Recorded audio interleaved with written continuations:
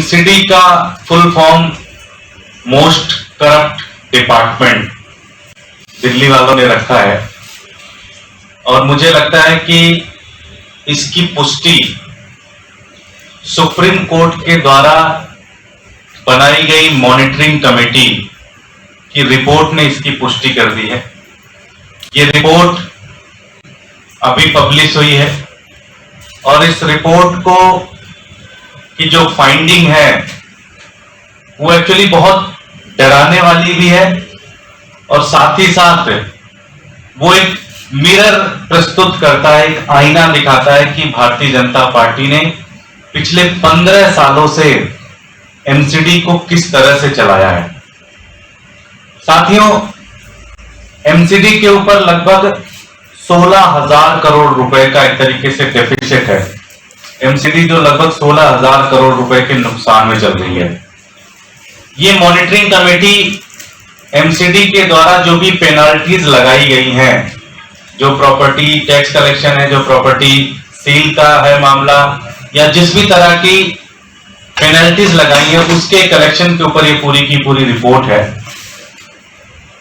इस रिपोर्ट को अगर आप 2006 में सबसे पहले ये कमेटी बनी थी, 3 लोगों की कमेटी थी जिसको 2017 में फिर से रिवाइव किया था और 2017 से लेके 2018 के बाद उन्होंने बड़ा एक्सटेंसिव तरीके से पूरी दिल्ली के अंदर घूमे, ग्राउंड की रिपोर्ट ली और उसके आधार पर पूरी स्टडी करके उन्होंने ये रिपोर्ट तैयार की है। इस रिपोर्ट में बड़ा क्लियर तरीके से कई सारे एग्जांपल्स हैं जो मैं आपको बता दूं कि पैरा 16 में ये रिपोर्ट कहती है कि दिल्ली के अंदर लगभग 14,000 प्रॉपर्टीज हैं जिसके ऊपर पेनाल्टीज लगी है, जिसको पेनाल्टीज कलेक्शन कराना है। एमसीडी सिर्फ और सिर्फ 2,300 प्रॉपर्टीज से कलेक्शन ले पाती है, बाकी सारा का सारा पैसा डूब जाता है। 14,000 में से देखा जाए तो सिर्फ 2,000 का कलेक्शन, 2,000 प्रॉपर्टीज का कलेक्शन करते हैं जो कि 730 करोड़ बनता है।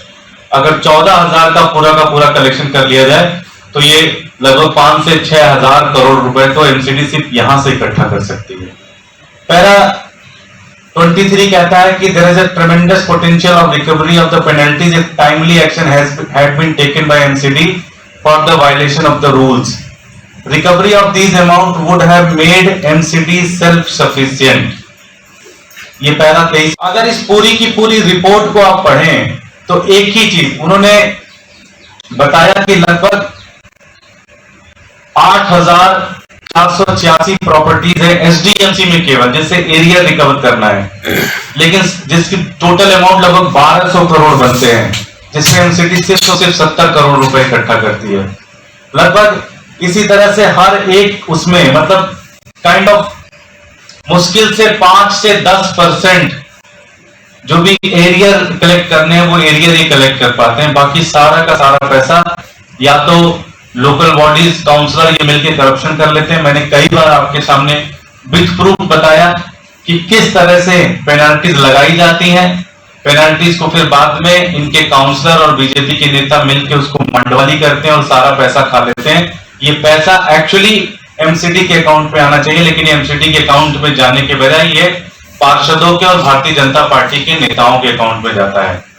मुझे लगता है कि आम आदमी पार्टी क्या कहती है इसको थोड़ी देर के लिए आप पॉलिटिकल मान सकते हैं कि भाई राजनीतिक पार्टी आरोप लगा सकते हैं, लेकिन मैं भारतीय जनता पार्टी के नेताओं से पूछना चाहता हूं कि सुप्रीम कोर्ट के द्वारा बनाई गई मॉनिटरिंग कमेटी के इन फाइंडिंग का आपके पास क्या जवाब है? आपके पास कोई जवाब नहीं है। आप हर बार ये कहते हैं कि तीनों एमसीडी को एक कर दिया जाए तो समस्या खत्म हो जाएगी, जबकि इस रिपोर्ट के आधार पर एमसीडी 1 करो, 3 करो, 5 करो, 15 करो, उससे कोई फर्क नहीं पड़ता। प्रॉब्लम यह है कि भारतीय जनता पार्टी ने 15 साल से जिस तरह से एमसीडी को चलाया है, ये म्युनिसिपल बॉडी कॉर्पोरेशन होने के बजाय ये मोस्ट करप्ट डिपार्टमेंट बन चुका है। और ये आम आदमी पार्टी नहीं कह रही है, ये सुप्रीम कोर्ट की मॉनिटरिंग कमेटी कह रही है। मुझे ऐसा लगता है कि भारतीय जनता पार्टी ने जो चोर दरवाजे से 1-2 साल और एमसीडी को चलाने का जो तरीका ढूंढा है, ये खत्म होना चाहिए। दिल्ली में तुरंत चुनाव होने चाहिए। इस फाइंडिंग के बाद दिल्ली के लोग डिसाइड करें कि वो दिल्ली एमसीडी के अंदर क्या करना चाहते हैं। इस फाइंडिंग के बाद मुझे नहीं लगता भारतीय जनता पार्टी को चोर दरवाजे से एमसीडी चलाने का कोई हक बनता है। 15 साल में इस फाइंडिंग के आधार पर देखा जाए तो एमसीडी को पूरी तरह से बर्बाद करने के पीछे अगर कोई एक पार्टी है तो वह भारतीय जनता पार्टी और उनके नेता। इन्होंने करोड़ों रुपए के घोटाले किए हैं, जिसके कारण एमसीडी पूरी तरह से आज डिफंक हो चुकी है। एमसीडी पूरी तरह से दिवालिया निकल चुका है। Thank you so much. कोई प्रश्न?